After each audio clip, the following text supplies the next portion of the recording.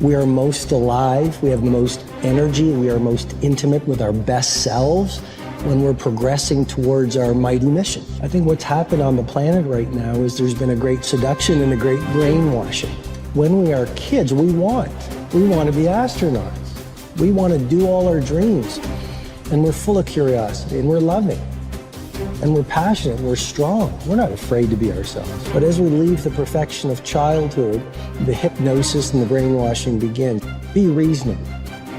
So that's our nature, but our parents give us limitation based on their limited psychology. And don't sing too loudly, don't dream too big, don't be too passionate. As we've left who we truly are, we've contracted.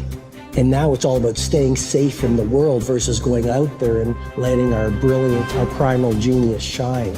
And a lot of people just have stuffed that pain of disappointment and their doubt really deep inside. And they just are addicted to distraction and escapes because they don't want to deal with their potential that they've denied. What's the most important key to success? I think it's hunger. It's not getting satisfied. A hunger that doesn't go, a hunger to learn, a hunger to grow, a hunger to serve, a hunger to give, a hunger to create breakthroughs. Most people are hungry until they make a certain amount of money and then they get comfortable. And there's nothing wrong with that, but it's not about the money. It's not about the business. It's about your growth. Because every one of us either grows or dies. People ask me all the time, what does it take to be happy? I say one word, progress. Progress equals happiness, because achieving a goal feels good for how long? A week, a month, 3 months, and then there needs to be something else. And the reason for something else is because you gotta grow. I want to find more. All I can. And in that sack of you have to dive in that to find more. Because if you're not willing to go in there and face yourself, you're not gonna find anything. You can live right here on surface, man, right here on surface. So if there is an ending to this world and there is somewhere to go and there's a judgment, you're gonna get there and you might see a chart. And that chart may tell you who you should have been. And now you get the rest of your life to think about that. Now I could live a much better life if I just would have just suffered a little bit more. Success is not gonna show up at your front door and knock on it and say, here I am. It's not coming to look for you. In fact, success is not thinking about you. Success is already doing its job. You got to be willing to do your job. Each and every day that you are breathing in this world, each and every day that you are doing something in this world, you should be focusing on getting better, not worse. You should be understanding that, hey, I can't be this same person on a day in, day out type of way. I got to keep focusing and going further and going harder and going stronger and pushing myself till there's nothing else left to push forward. So now's the time for you to hit the gym of your life and start exercising your self-discipline muscle. No more talk, no more excuses. From this moment forward, it's all about massive execution. Will there be days that you don't feel like it? Yes. Will there be days that you want to stop? Yes. Will there be days that you want to give up? Yes. Will there be days that you want to quit? Yes. Listen to me. Quitting is never an option. We've all bought into a lie. We've bought into a lie that confidence is belief in self. And so when you're in a situation which is normal, where you don't believe in yourself, you're like, oh my God, I have no confidence. The truth is, and I want you to walk out of here with a new definition of confidence. Confidence is the willingness to try. Because when you try and you take action, what happens, and what's happened for France, is that when she sees herself taking action, what happens is she sees herself being the kind of person that takes action. So she has evidence that she can rely on herself. And that action is what builds confidence. It doesn't start with belief. The real way for most of us is not to wait to believe, but to push ourselves to act. And through the action, you will build the belief. We're built to walk uphill. And when you reach the pinnacle of the hill, you want to stop and appreciate the vision, but the next thing you want is a higher hill in the distance, because it's the uphill climb that it's from the uphill climb that we derive our value, and I mean this technically.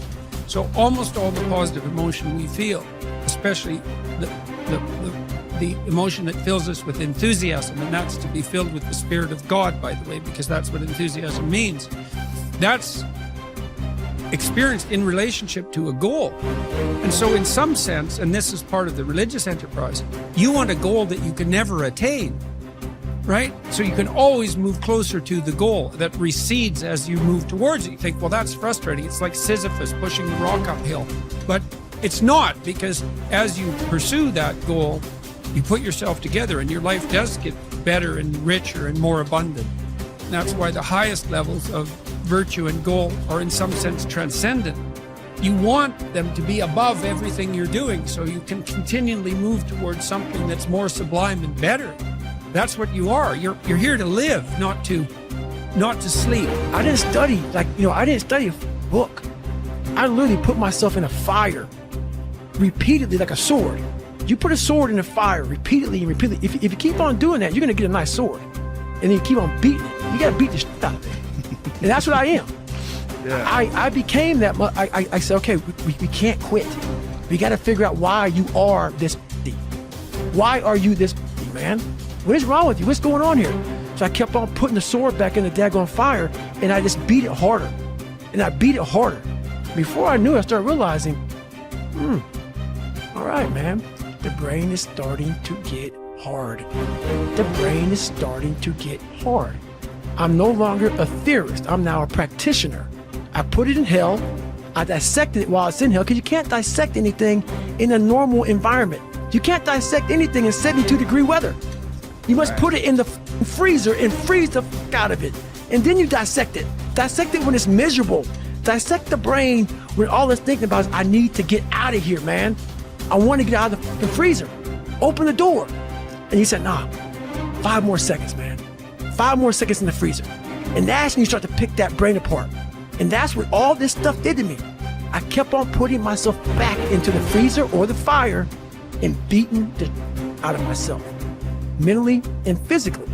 Before I knew it, this is what happened. Ralph Waldo Emerson believed that anyone who had put their heart and soul into their work and had done their very best could hold their head up high. Merely talking about it or only putting in a modicum of effort wasn't good enough in his mind. It was all or nothing. He believed that doing your best was an admirable quality, and that although you might not always be successful, knowing that you had done all you could was often all that mattered. At least you could look yourself in the eye. This ethos is central to many youth movements, such as the Scouts and Guides, and is a great philosophy for life in general. Indeed, doing your absolute best in everything you do is something that we should all aspire to, and it doesn't matter if it's at school, university, work, or home. If you think about it, doing your best is also central to self-reliance, because it allows you not only to test your capabilities, but also helps you to learn and therefore extend them. It's only when you are at the edge of your ability that you can really test your mettle and see just how much you can depend on yourself. Only ever working inside your comfort zone or doing just enough to get by may be easy, but is rarely rewarding. And it never allows you to develop into a fully rounded person or realize your full potential. The following quote from Theodore Roosevelt sums up the essence of Emerson's point. It is not the critic who counts, nor the man who points out how the strong man stumbled, or where the doer of deeds could have done better. The credit belongs to the man who is actually in the arena, whose face is marred by dust and sweat and blood, who strives valiantly, who errs and comes up short again and again, who knows the great enthusiasms, the great devotions, and spends himself in a worthy cause, who at the best knows in the end triumph of high achievement, and who, at worst, if he fails while daring greatly, so that his place shall never be with those cold and timid souls who know neither defeat or victory. When you are working on your next task, give it your full concentration and really put the effort in to produce the best possible end result. Even if it doesn't lead to glittering success, you should be proud of yourself for doing your very best. No man fails who does his best.